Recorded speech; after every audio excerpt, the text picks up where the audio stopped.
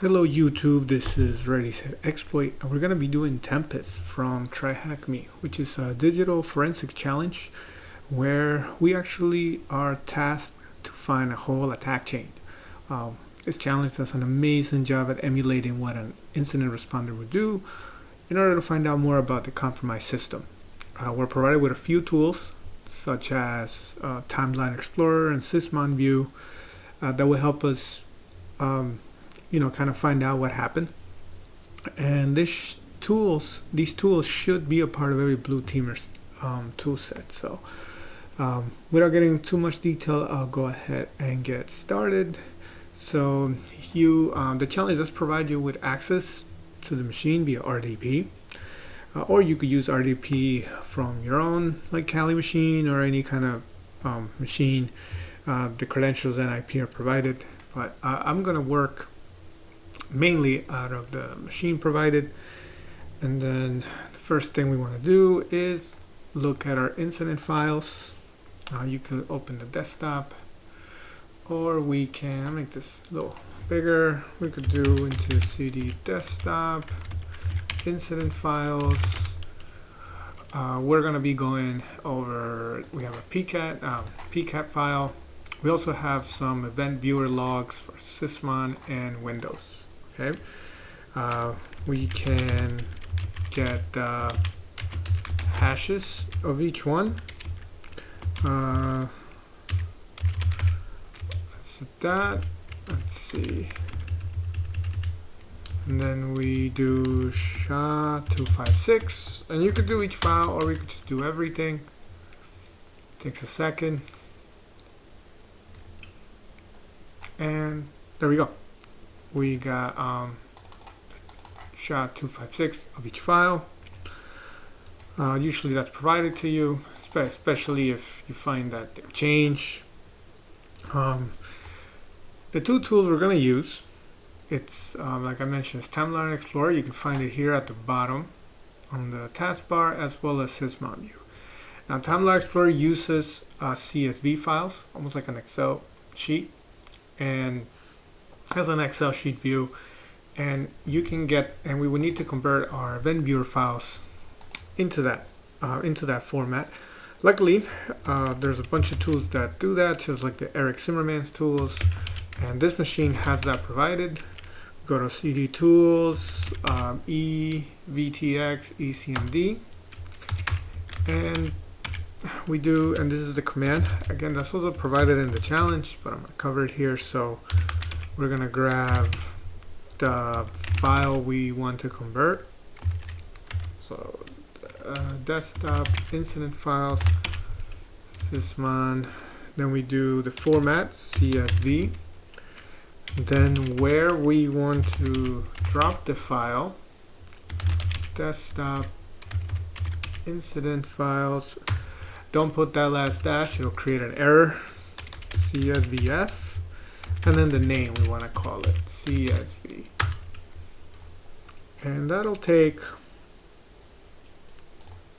a little less than a minute. We're also going to do the same for the Windows file. Now it's taking its time. Let's see. Are you going? There we go. So I just have to force it by pressing enter. But yeah, you get this warning. You can ignore it. I mean, it's a pretty big file. There you go. Yeah, I feel like it hasn't moved. There we go. Just took a little bit. So you'll get process one file. Took about 20 seconds. Then I'm also gonna do Windows. You don't have to do this right now. We'll have to do it later. I'm pretty sure it's that, but in case, there we go. And that was a lot quicker. I think it's just because the event viewer log is pretty big. So minimize that. Gonna open Timeline Explorer. We're also gonna open the. See, now we have the two CSV files. We're also gonna use SysmonView, and for that, we're going to go ahead and open the event viewer log. It's going to take a while too. There you go. There's Timeline Explorer in the background. So we'll finish this up. Just click File, Open, Incident Files, open this one. And that also takes a bit. There it is. Okay, so all Sysmon captured about that event is here. That'll come in handy. And I really have come to like this tool.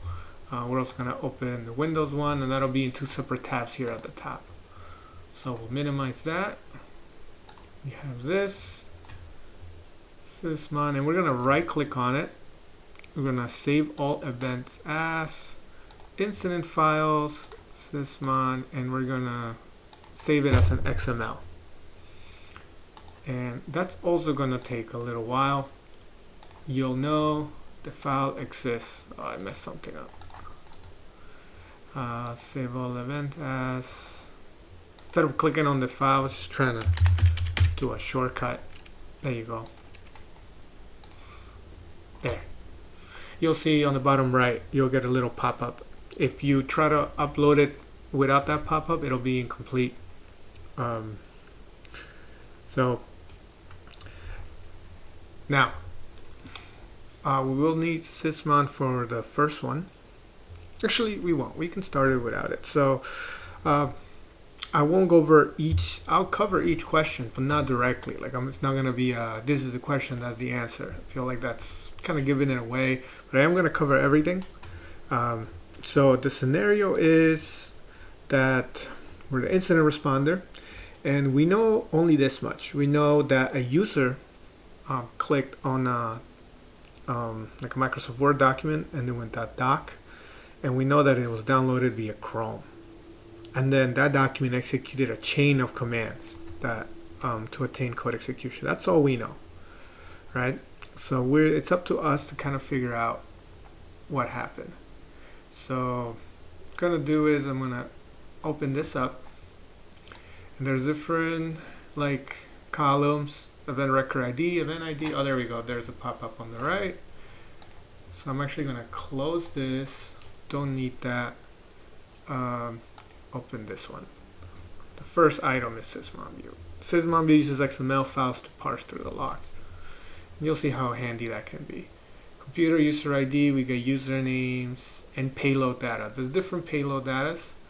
The very useful one is executable info. It's a nice way to search. So we know that we know it ends with a .doc, so we can search for that, and we get one hit.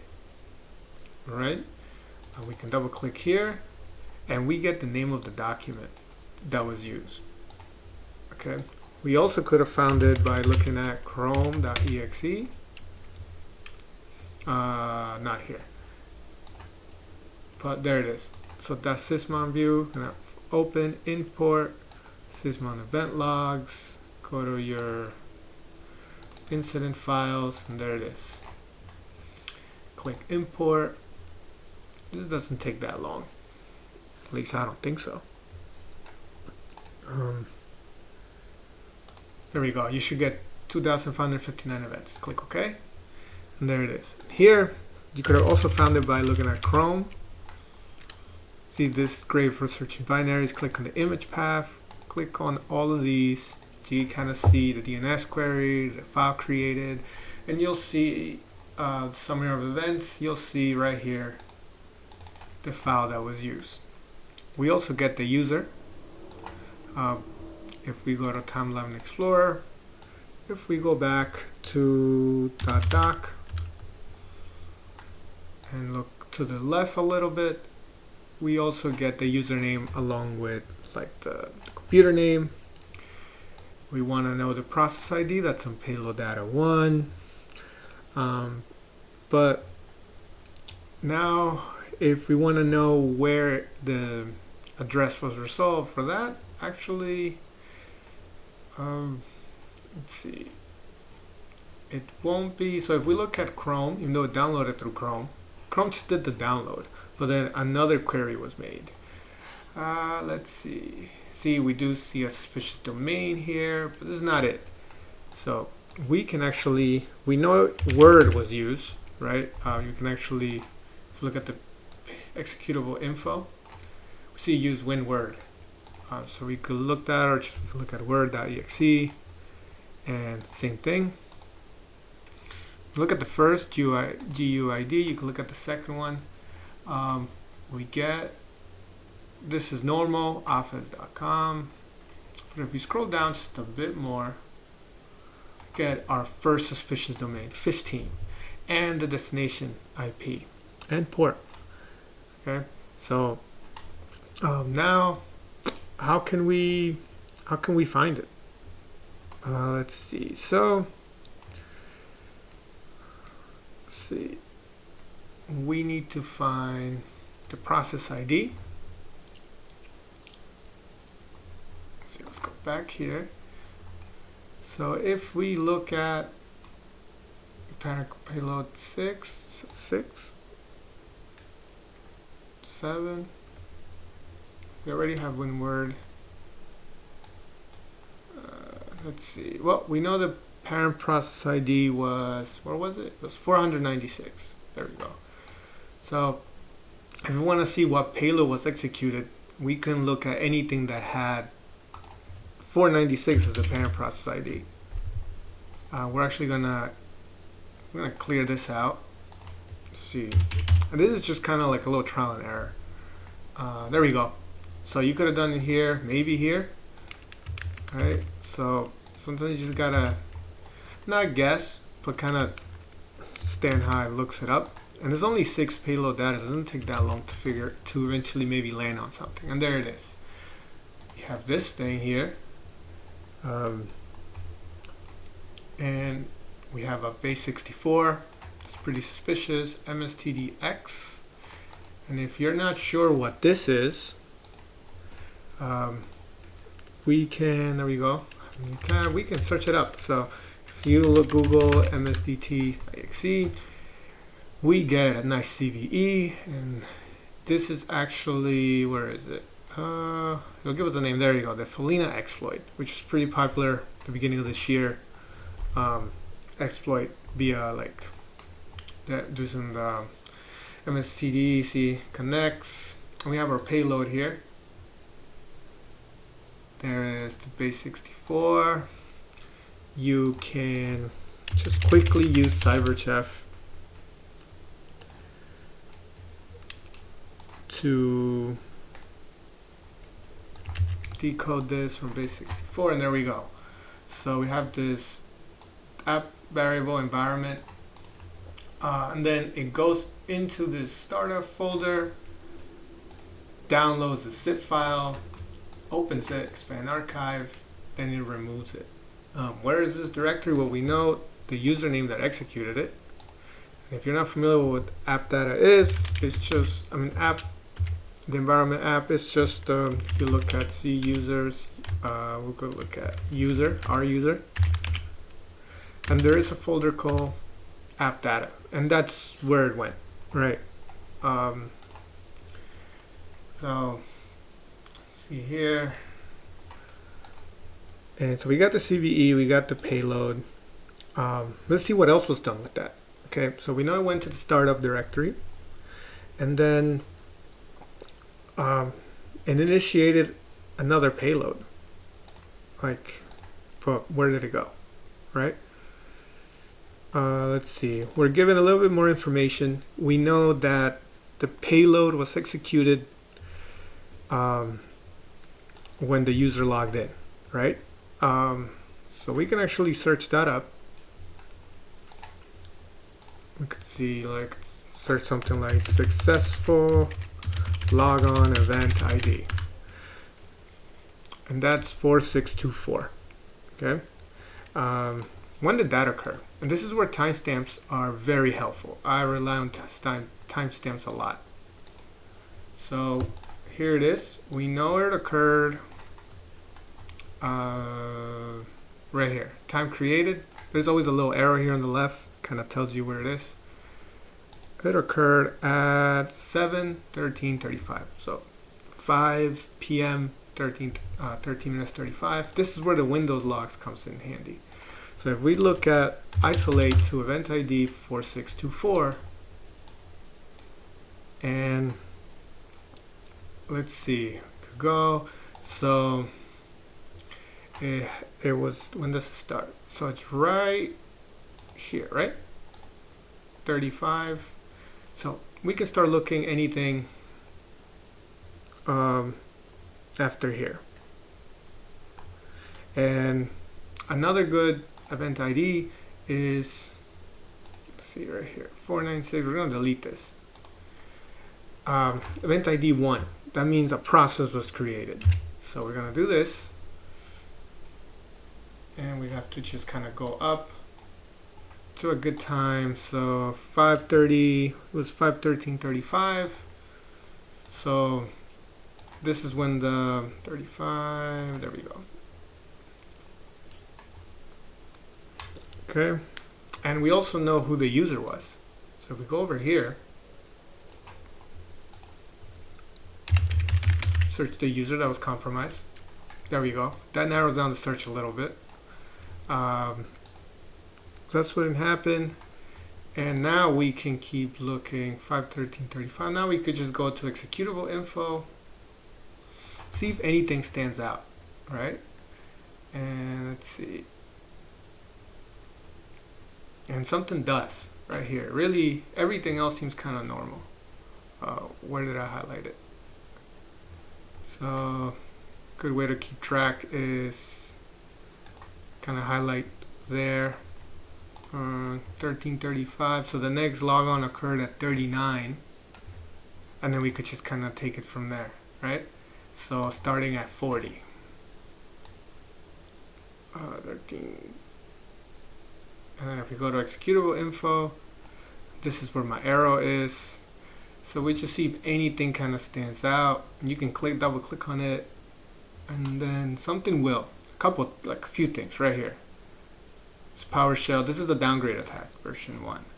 And there it is. Okay, so there's a PowerShell, it was hidden, a cert util was used, and there is the URL, right? Downloaded this binary. To the downloads folder, public file, okay, and let's see. Now that we have a name, we're gonna clear this. Oops. First.exe, and didn't mean to do that. Let's do it this way. There we go, that way. That way it's in order. So we have a binary name. We look at here, so we can get the hash information. That's usually on payload data 3. And you always want to get when the binary is first executed. And there it is. So now, but where did it result to? It says fish team. So if we look at it, right? Fish team XYZ, that's where it came from. But where did that binary result to? Well, SysmonView will tell us. First exe, same thing, image path, SUID, and right there we have our IP address, port, where it went to. Right? So now what? Now we can look at, now that we know where it kind of went to, let's see what was, like what did that binary do? Why did it connect to there? We're gonna use, there's two options here. You can use Brim. I know it's a good tool. I used it. I prefer Wireshark, which also comes installed here. I believe if you open it by default, it'll open. And we can find a little bit more information about it. Let's see.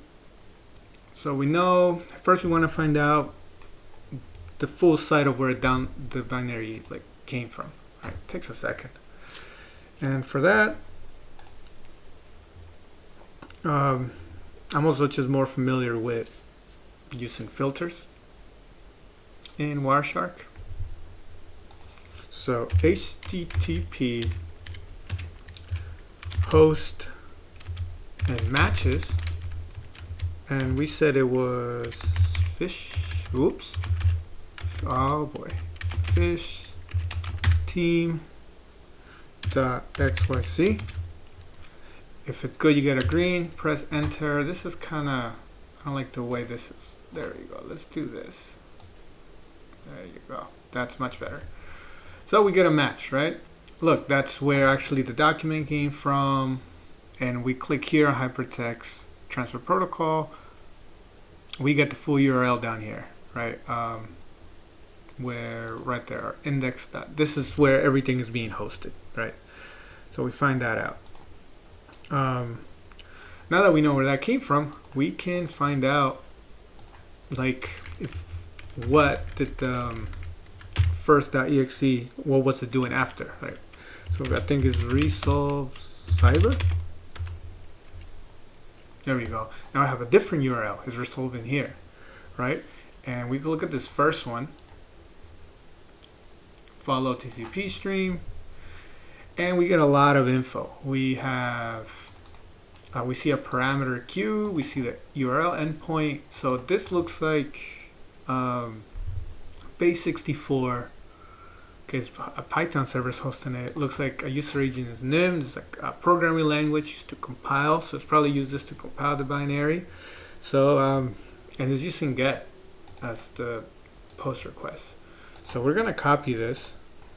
And we're going to, again, use CyberChef and see what, if it is base 64, we have, so we have found the command and control, right? Limar is still executing it. Now, there's different ways. I know Brim, you copy a lot of the base 64 and then just edit it.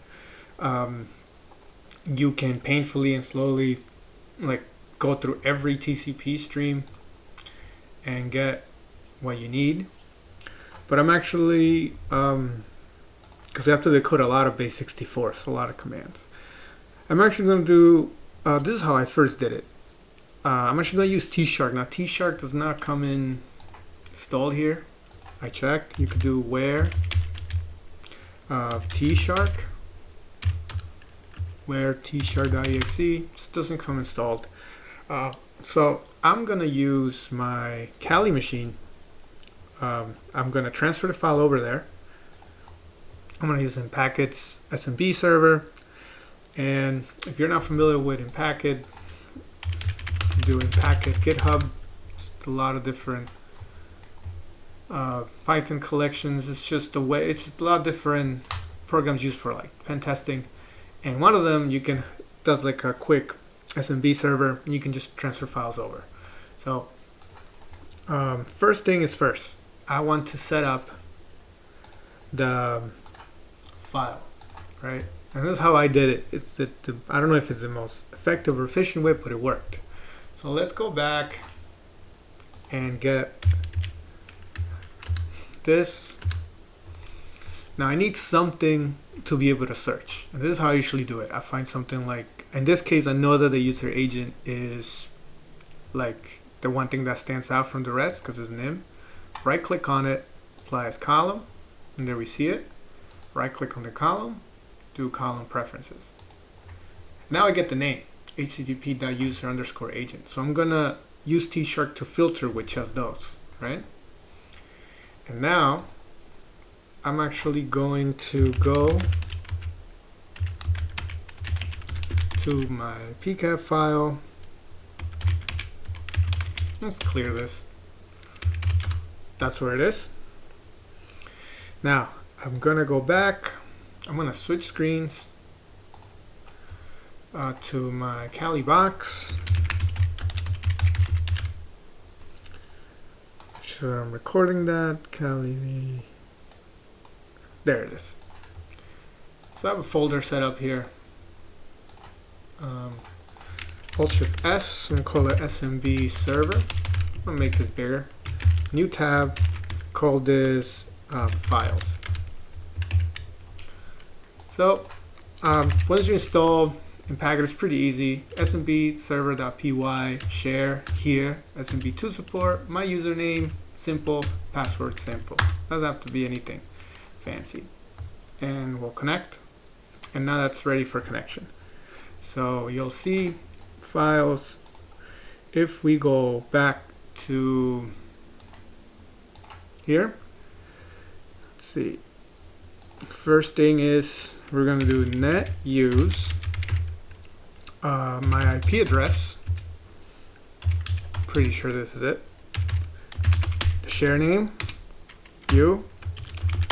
username, password, and you should get network path was not found. Let's see. Did I? Whoops! Added an extra backslash there. There it is. And now we're gonna do copy capture the share again. Capture dot PCAP ng. And you should, takes a second because it's a pretty big file, right? And once that's done, I can use Tshark. And I did a little bit of terminal magic there to kind of get what I needed, because, and I'll break it down, you know, a little grep, an awk, and sed. There we go. Once that's done, we'll go back to my Kali machine. There it is. There it is. Okay. So now I'm going to do Tshark. So Tshark-R for the file and -y to select the fields, which I already covered was http.useragents. Exact name as we found on those columns. And we'll get a pretty big hit. You see, there's the base64 amongst other things. I'm gonna grep for everything that is here. I mean, I think actually I didn't even need to do that, but I'm just gonna stick with it. There we go. Just in case there's something else that there isn't, right? And then now I'm grabbing only the lines that have that. Now, you see these are the same. These are like the responses, and then everything else is different. So I'm actually going to ignore those with a -v. Oh, the -w is to grab an exact match with whatever you're grabbing. So I'm going to ignore everything with that. There we go. See, now we have only the base64s. Clear that again. I didn't have to. And now I want to grab this last line only, right? And this is when awk comes in handy. Awk allows you to print between like columns. So we have 1, 2, 3, 4, 5. Well, 4 is the arrow. 6, 7, 8. So the 9th. And if you get it wrong, you'll know. So awk print 9, base64, but I want to get rid of this. So, sure, there's different ways to do it. The way I did it is I used sed, and I replaced the QW. I'm sure I could have replaced that whole thing, but it was just easier to replace the QW with a single space. Because then, you see there's a single space. Because then I could just do awk again for the second line. And there's all my base64. I'm going to save it to a file called base64, and I'm going to decode it, and there's all the commands. It's pretty neat. Save it to a file called commands, and now we can just review them. And let's see. So we see who am I, one of the path, users. So let's see what was, executed. Let's see what the attacker did. So let's see. Okay, went to the directory of the user, found this file, and it read it. with a cat, found a password for the user. Then it enumerated a couple ports. One port that you should stand out. A couple ports should stand out. We have SMB. We have port 5985, and this is a dangerous port because I'm gonna open up here. What is port 595 used for? For WinRM, which is like just a way to connect to a machine remotely. What is WinRM?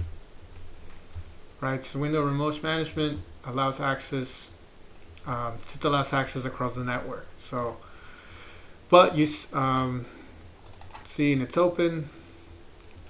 So if we keep going down, we see that the user downloaded this file right here. Downloaded this file, and then it went straight to system. So we got to find out what happened here. So it's ch.exe. Let's go back to the Windows machine. We're here. I advise not to close like your SMB share in case you mess something up. You want to go right back. Let's go to Timeline Explorer again. Let's look at ch.exe.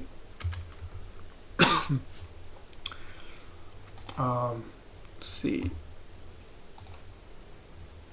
and it looks like some kind of, if you're not familiar, when you see this -r socks, that client, this looks like some kind of reverse proxy, right? But we can see what the hash is. We can find a little bit more information about it. Oh, there it is. It's interesting.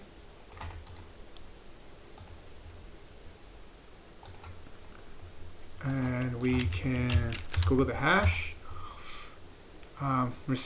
We have chisel name. Chisel is post. It says chisel. What is chisel software? Let's see. Chisel proxy. No. Socks. That's probably, there we go. So we have reverse socks using chisel. There it is. So this GitHub page. So essentially it's just a way to create a tunnel and written in Golang. So usually tunnels are created via SSH, but chisel allows you to use that without it. Great pen testing tool as well. So it looks like the user used chisel, and it most likely used it for WinRM. How can we find that? Again, this occurred at 5:17:36.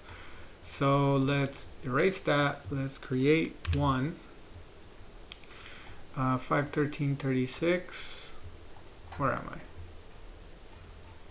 5:13:36. You can also go by the record number, but I like timestamps because that's pretty common on most things. Let's see. Did I get the right timestamp? That's the earlier payload. Where did it go? Let's see. First, so I definitely missed it. Let's X out. Let's do ch.exe. Here. 5:17:36. So actually it's 5:18:48. So let's do that instead. Got the wrong timestamp. No, I already forgot it. Where is it? Really have bad memory. Search it again.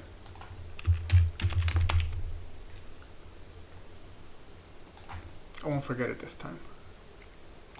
1848. 1848. Right here. There we go. We're almost there. Come on. 1848. And again, event ID 1 because of any process that were created, executable info, and a little arrow points to us right here. So if we look down just a little bit, we'll see if there's anything. This one right here, that's interesting. What's this?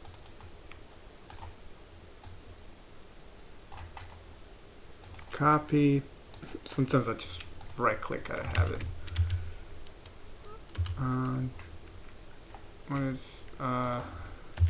What is there it is, Windows Remote Managed PowerShell Chefs. So this is WinRM. So the attacker used as soon as, and as we suspected, as soon as we saw the port open, downloaded Chisel and connected to WinRM. So that's what the attacker did. And then, as you remember, there was a jump between that session. If you go back to Kali, so I downloaded it, and then there was a jump from there to system, right? So what was done? How did that happen? We got to investigate a bit more. Let's see. So system, we could search for this. We could just keep searching on based on any like let me go back. There we go. Here, so who am I? So this is that command. Let's see, these are normal. Oh, there are more PowerShell commands here. There it is. So literally right away there was another downgrade attack where this was downloaded. SPF. What's that? That's why timestamps and process IDs are so important. So we have this SPF, a binary. It was downloaded and then it was executed. What's that? Like spoofer. Look at the MD5 hash.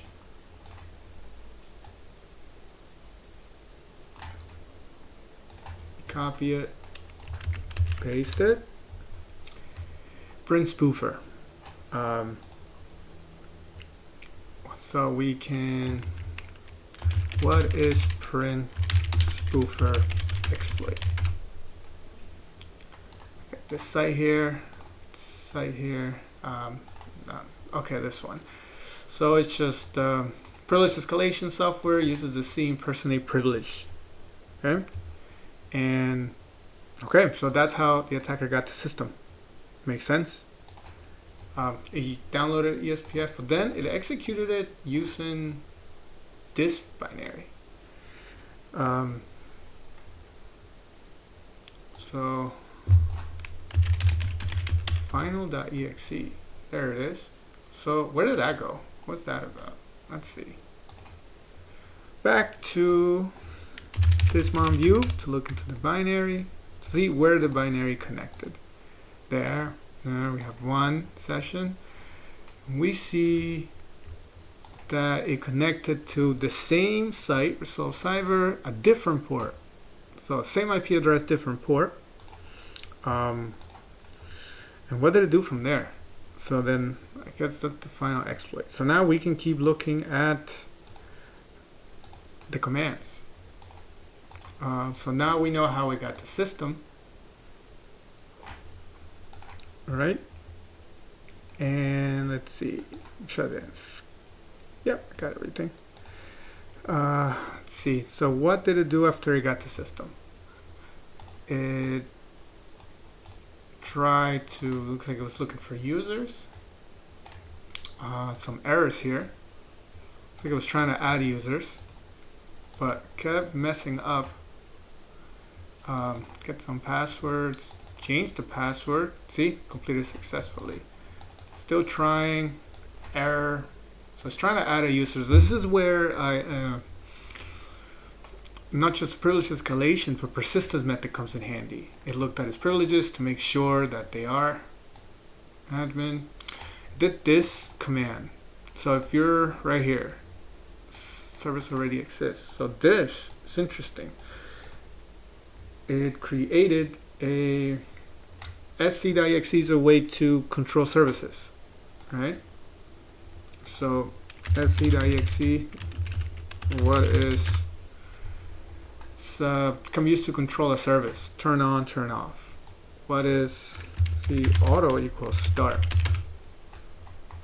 So the auto specifies a service that automatically starts each time the computer is restarted and runs even if no one is logged into the computer. So that is the default value is start. So that's interesting. So here it tried to create another persistent method. It failed because it already exists. So then they changed it to Tempest update.2, and what it's doing is every time the computer gets restarted, it's just always running final.exe.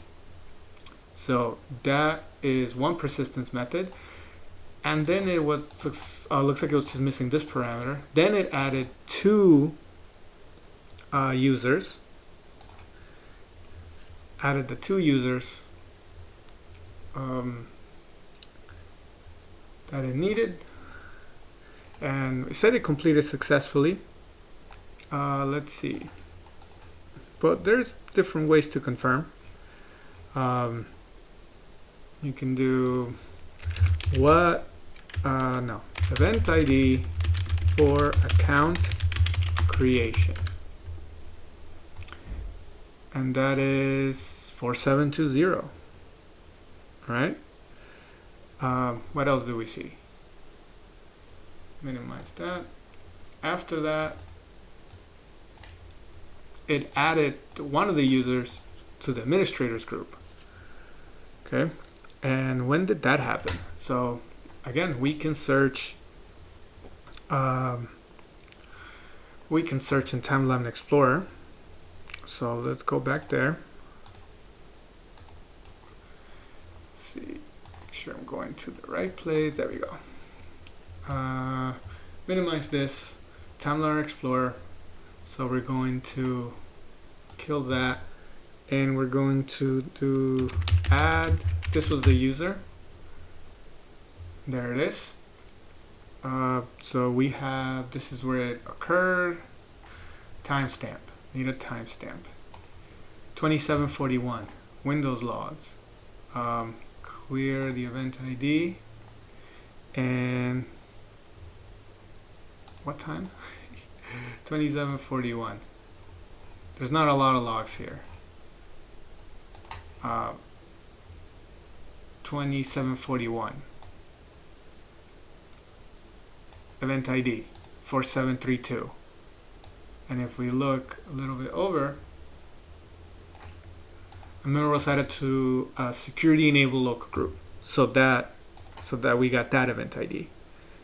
And we already covered how the user, aside from adding, so what the user did for persistence is it added that user to the group, and then it ran, just to cover that really quickly. So it added this user to the administrators group, and it added stopped and started this service. No, it didn't stop and start. It added this service, Tempest update 2, tied it to the final.exe that will start, that will always run in a computer. What did it say? What is exe auto equals start?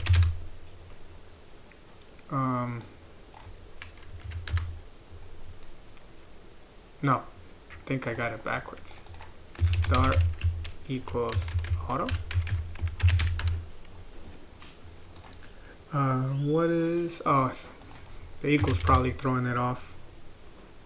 Alright, let's see.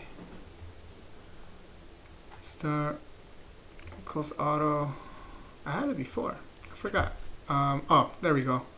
Auto specify. Okay, there it is. Let's just go to the docs. Auto. There it is. Specify service that automatically starts it on the computer is restarted and runs. Where we go?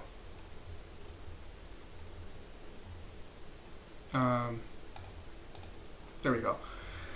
And runs if no one's logged onto the computer. So that's pretty much what the attacker did. So as you can see, this was a really fun challenge. We covered, you know, 2 new softwares, Timeline Explorer and cover SysmonView, and both of them gave us all the information that I needed. I really enjoyed both tools. I actually hadn't used them before, and I was able to add them to my tool set for my Windows VM for future forensic challenges and analysis. Because as you can see, being able to search, parse through the logs. You can do the same thing on Event Viewer, but it does take a bit long, and it's just not as nice, formatted as Timeline Explorer. And being able to look through the binaries and exactly what they did, SysmonView really does a good job as well. So anyway, that's the challenge. Feel free to like, comment, and subscribe. I'll see you all next time.